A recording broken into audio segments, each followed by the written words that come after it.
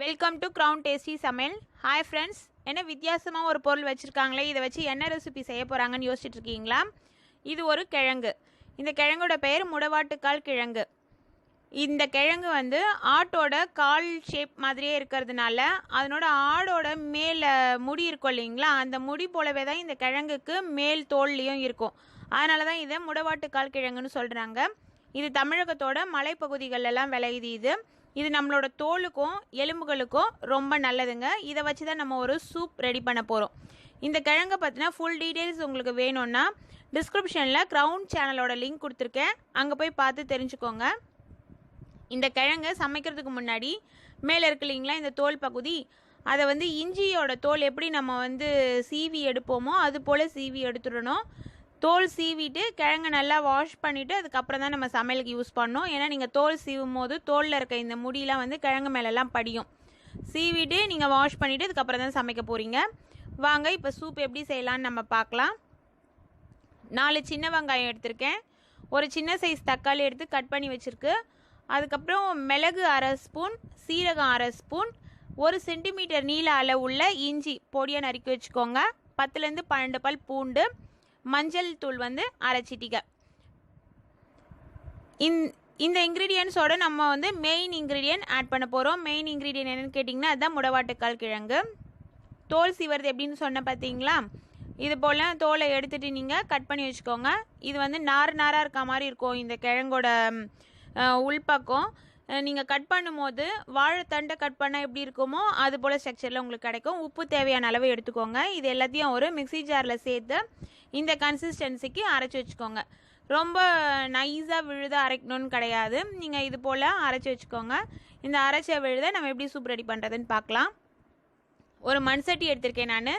நீங்கள் மண் சட்டியோ இல்லை இரும்பு பாத்திரமோ எடுத்துக்கோங்க, இல்லை ஸ்டெயின்லெஸ் ஸ்டீல் கூட யூஸ் பண்ணிக்கலாம். மண் சட்டி எடுத்திங்கன்னா உங்களுக்கு ரொம்ப ஹெல்த்தி, அதனால் மண் சட்டி எடுத்திருக்கேன் நான். அதில் 1/2 லிட்டர் தண்ணி ஊற்றிட்டு இந்த அரைச்சி வச்ச விழுதை அதோட மிக்ஸ் பண்ணி நல்லா நம்ம கொதிக்க விட போகிறோம்.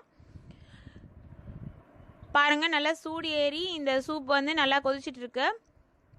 நம்ம நடுவில் கரண்டி வச்சு நல்லா அதை நீங்கள் கலக்கி விட்டுருங்க. அப்போ தான் நல்லா மிக்ஸ் ஆகி நல்லா அதனோட எசன்ஸ் வந்து நமக்கு இறங்கி சூப் வந்து நல்ல டேஸ்ட்டில் கிடைக்கும். நல்ல ஹெல்த்தியும் கூட இந்த சூப்பு. இந்த சூப் வந்து நீங்கள் வந்து மூடி வைக்கணும் அப்படின்னு விருப்பப்பட்டிங்கன்னா மூடும் பொழுது ஃப்ளேம் வந்து சிம்மில் வச்சுடுங்க. ஹை ஃப்ளேமில் வச்சு மூடினீங்கன்னா பொங்கிடும். எப்படி சாம்பார்லாம் நம்ம மூடிட்டு கொதிக்க விட்டால் பொங்குமோ அது போல் பொங்கிடும். இப்போ சூப் நல்லா ரெடி ஆகிடுச்சு பாருங்கள். இது வந்து இந்த சூப் ரெடி பண்ணுறதுக்கு 20லேருந்து 30 நிமிஷம் வரைக்கும் நமக்கு டைம் எடுக்கும். நல்லா சூப்போட அந்த கிழங்கோட எசன்ஸ்லாம் சூப்பில் நல்லா இறங்கி நமக்கு சூப் சூப்பராக ரெடி ஆகிடுச்சு பாருங்கள். இப்போ கொஞ்சம் ஒரு 10 நிமிஷம் நீங்கள் தட்டு போட்டு மூடி சிம்மில் வச்சுருங்க. நீங்கள் வந்து மூடுறதுக்கு வந்து சில்வர் பிளேட் கூட யூஸ் பண்ணிக்கலாம். என்கிட்ட மண்தட்டு இருந்தது, அதனால் நான் மண்தட்டு யூஸ் பண்ணியிருக்கேன். மண்தட்டு தான் நீங்கள் யூஸ் பண்ணணுன்னு அவசியம் கிடையாது. சூப் பாருங்கள் எவ்வளோ நல்லா ரெடி ஆகிருக்கு. இதை நல்லா கலக்கி விட்டுட்டு நம்ம இந்த சூப்பை வந்து எப்போவுமே வடிகட்டி தான் யூஸ் பண்ணணும். டைரெக்டாக குடிக்க முடியாது இந்த சூப்பை. ஏன்னா அதில் வந்து இஞ்சியோட ஸ்ட்ரக்சரில் தான் இந்த கிழங்கு இருக்குன்னு சொன்னேன் இல்லைங்களா, அது வந்து நாராக இருக்கும். டைரெக்டாக குடிக்கவும் முடியாது, குடிக்கவும் கூடாது. இப்போ நல்லா கொதிச்சு வந்துருச்சு. நீங்கள் 1/2 லிட்டர் தண்ணி ஊற்றுனீங்கன்னா அது வந்து ஒரு 400 ml தண்ணியாக சுருங்குற வரைக்கும் சூப்பை நல்லா கொதிக்க விட்டுக்கோங்க.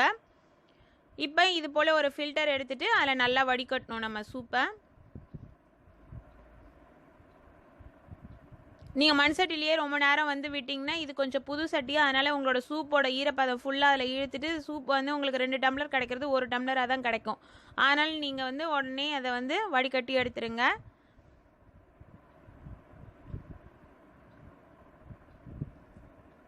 டிப்பியெல்லாம் வடிகட்டி எடுத்தாச்சு. நம்மளோட சூப் வந்து எவ்வளோ நல்லா ரெடி ஆகிருக்கு. இப்போ இந்த சூப்பை நம்ம டைரெக்டாக குடிக்கலாம். தேவைப்படுறவங்க இதில் வந்து வெண்ணெய் ஒரு 1/2 ஸ்பூன் சேர்த்துக்கலாம், இல்லை நெய் 1/2 ஸ்பூன் விட்டு நீங்கள் குடிக்கலாம். நான் இப்போ இதில் எதுவுமே சேர்க்கலை. இந்த சூப்புக்கு வந்து தாளிப்புலாம் எதுவும் கிடையாது, அப்படியே நம்ம குடிக்கலாம். நார்மலாக உடம்புல எந்த பிரச்சனையும் இல்லாதவங்க கூட இந்த சூப் வந்து குடிக்கலாம். இந்த ரெசிபி உங்களுக்கு பிடிச்சிருக்குன்னு நினைக்கிறேன். உங்களுக்கு பிடிச்சிருந்ததுன்னா லைக் பண்ணுங்கள், ஷேர் பண்ணுங்கள், சப்ஸ்கிரைப் பண்ணுங்கள், பெல் பட்டனை ப்ரெஸ் பண்ண மறக்காதீங்க. Thank you friends.